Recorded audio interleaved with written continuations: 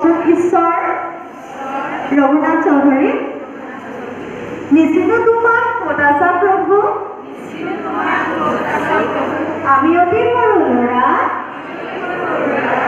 চিঞৰি চিঞৰি মাতিলে তোমাক নামাতালৈ পৰা নাজানো তোমাক মিনতি কৰিব আমি অতি সৰু ল'ৰা আছা নেকি প্ৰভু সৰগত তুমি ভৰিজোত বেলি ধৰা নুবুজো তোমাৰ মৰমৰ মাত আমি অতি সৰু ল'ৰা ৰিণিকি সুৰেতি আহে